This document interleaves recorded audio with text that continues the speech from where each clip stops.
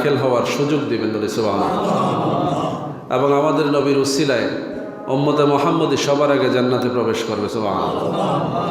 হাশরের ময়দানে আল্লাহ রাব্বুল আলামিন সর্বপ্রথম শাফায়াত নবীজির মাধ্যমে উম্মতে মুহাম্মদের জন্য মঞ্জুর করবেন বলে আলহামদুলিল্লাহ।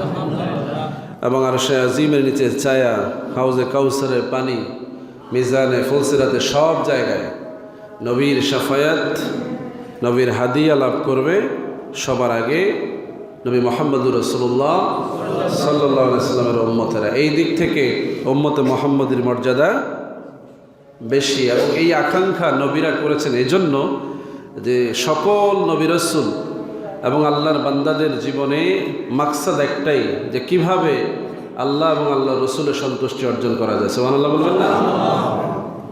আপনি বলবেন তো আপনারা উম্মতেরা বা আমরা উম্মতেরা আল্লাহ এবং আল্লাহ রসুলের সন্তুষ্টি চাই, অন্যান্য রবিরাও কি রসুলের সন্তুষ্টি চাইতেন কিনা? প্রশ্ন আছে না? অনেকে এই প্রশ্নের উত্তর খুঁজতে খুঁজতে হয়রান হয়ে যায়, সহজ উত্তর খুঁজে পায় না। আল্লাহ রাব্বুল আলামিন রূহের জগতে এটা প্রমাণ করে দিয়েছেন যে আমাদের নবী, সর্বশেষ নবী, খাতামুন নবী, সৈয়দুল মুরসালিন মুহাম্মদুর রাসূলুল্লাহ সাল্লাল্লাহু আলাইহি সাল্লামের সন্তুষ্টির উপরেই অন্যান্য নবীদের নবুয়ত নির্ধারিত হবে বলে সুবহানাল্লাহ। আল্লাহ বলেছেন যে আমি এমন একজন নবী এবং রাসূলকে আপনাদের পরে পৃথিবীতে পাঠাবো। কবে পাঠাবো? আপনাদের সকল নবী রাসূলদের পরে ওনাকে পৃথিবীতে পাঠাবো, যিনি আপনাদের নবুয়তকে সত্যায়িত করবেন। সুবহানাল্লাহ। তিনি আপনাদের নবুয়তকে কি করবেন? সত্যায়ন করবেন। আপনারা তার আনুগত্য করবেন এবং তার আগমনে দাওয়াত প্রচার করবেন। সুবহানাল্লাহ। তো এই জন্য নবী আমাদের সবার আগে সৃষ্টি, পৃথিবীতে সকল নবীর পরে আগমন করেছেন খাতামুন নবী হিসাবে। কিন্তু আল্লাহ রাব্বুল আলামিন সর্বদিক থেকে যে নবীর মর্যাদাকে বুলন্দ করেছেন, উম্মত হিসেবে আমরা ওই নবীর উম্মত হতে পেরে খুশি না বেজার? খুশি। জুমার দিনে এই যে বরকতের ঘোষণা আসছে কোন নবীর উসিলায়? ইজা নুদিয়া লিস-সালাত মিন ইয়াউমিল জুমআ ফাসআউ ইলা যিকরিল্লাহি ওয়া জারুল বাইআ। এই যে সাহসিকতার সহিত জুমার মসজিদে এসে জুমায় শরীক হওয়ার জন্য সকল কর্মকাণ্ড আল্লাহ হারাম করে দিলেন, এটা আমাদের নবীর উসিলায় আমরা সুযোগ পেয়েছি। কি বলে, ঠিক না? তো সেই নবীর প্রতি আমাদের মহাব্বত, ভালোবাসা আছে না নাই? এই তো তার নমুনা। কি কর, এক কাতার মুসল্লি উপস্থিত, বাকি 16-17 কাতার খালি। এই তো নমুনা ভালোবাসার। যারা এসছেন নিঃসন্দেহে আপনারা উম্মতের শ্রেষ্ঠ কাতারে আছেন, আলহামদুলিল্লাহ। রাসূলুল্লাহ বলেছেন জুমার মসজিদে নয়, শুধু মসজিদগুলোতে, বিশেষ করে জুমার দিনে প্রথম কাতারে যারা, তারা সবচাইতে ভালো সদকা দানকারী মুসলমান। সুবহানাল্লাহ। তো এই হিসাবে আমরা গৌরব, কি বলেন, ঠিক না? আমরা খুশি, আলহামদুলিল্লাহ। তো এই প্রতিযোগিতায় যারা নামতে চায় না, তারা সাহাবীদেরকেও ভালোবাসে না। কারণ এই ঘোষণা যখন রাসূল দিলেন যে মসজিদের প্রথম কাতারে উট কুরবানি সওয়াব, দ্বিতীয় কাতারে গরু অথবা এই ধরনের পশু কোরবানি সওয়াব, তৃতীয় কাতারে দুম্বা বা ছাগল কোরবানি সওয়াব, তৃতীয় কাতারে প্রাণী তথা পাখি কোরবানি সওয়াব, পঞ্চম কাতারে পাখির ডিম কোরবানি সওয়াব, এইভাবে যখন মর্যাদার কথা ঘোষণা করলেন, সাহাবীদের মধ্যে প্রতিযোগিতা লেগে গেল। সুবহানাল্লাহ। কে কার আগে মসজিদে আসবে, কে সবার আগে প্রথম কাতারে দাঁড়াবে। কিন্তু কোনো বেয়াদবি নেই। সুবহানাল্লাহ।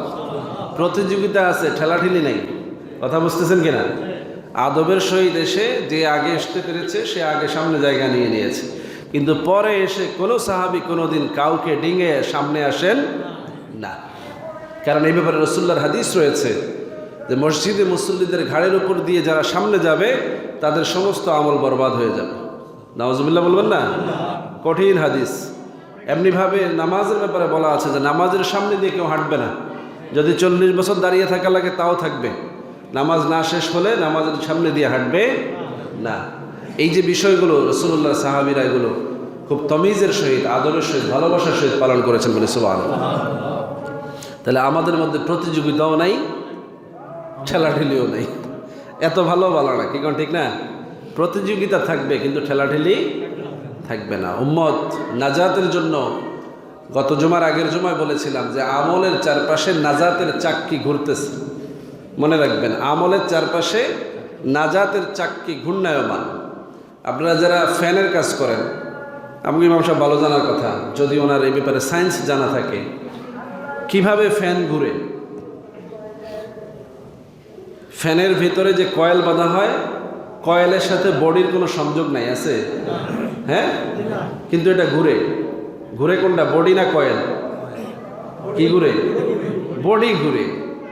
এত বছর ধরে ফ্যান চালান, জানতে হবে ফ্যানের বডি ঘুরে না কয়েল ঘুরে? বডি ঘুরে, কিন্তু কয়েলের সাথে বডির কোনো সংযোগ নাই। ঘুরে কেমন? কারণ যখন এই কয়েলের মধ্যে বিদ্যুৎ সঞ্চারিত হয়, এই বিদ্যুৎ সেটার মধ্যে চুম্বক উৎপাদন করে, ম্যাগনেটিক পাওয়ার তৈরি করে, ম্যাগনেটের উপরের এই মেটালটাকে ঘুরাইতে থাকে। সুবহানাল্লাহ। এভাবে আমলটা হচ্ছে কয়েল। আমলটা কি? কয়েল। এটার চারপাশের নাজাতের চাক্কিটা স্পর্শবিহীন ঘুরতেছে। আপনার আমল যত শক্তিশালী, আপনার নাজাতের চাকা তত দ্রুত ঘুরতেছে। এই চাকা ঘুরতে ঘুরতে আপনাকে জান্নাতে নিয়ে যাবে বলে। সুবহানাল্লাহ। এটা রাসূলুল্লাহর কথা। কার কথা? দেখেন, পৃথিবীতে যত আবিষ্কার হয়েছে সব নবীর কথা থেকে আবিষ্কার হয়েছে। সুবহানাল্লাহ। নবীর এক একটা কথাকে বিজ্ঞানীরা ভিন্নভাবে গবেষণা করে মানুষের জন্য কল্যাণ পৃথিবীতে নাজিল করেছে। রাসূলুল্লাহর সব কথার কল্যাণ হাসরে, আখেরাতে, জান্নাতে। আর বিজ্ঞানীরা কিছু কিছু গবেষণা করে ওখান থেকে ধার করে পৃথিবীতে কিছু নমুনা হাজির করতেছে রাসূলুল্লাহর কথার প্রমাণ। সুবহানাল্লাহ। আল্লাহ পাক যত কথা বলেছেন সমস্ত কথার প্রমাণ মানুষকে দিয়ে প্রমাণিত করেছেন। সুবহানাল্লাহ। বিরোধীরাই বরং সত্যের প্রমাণ বেশি দেয়, কি বলেন ঠিক না? অসত্যকে প্রমাণিত পাওয়া যায় যখন সত্য সামনে আসে না, বরং সত্যকে প্রমাণিত পাওয়া যায় যখন অসত্য সামনে আসে।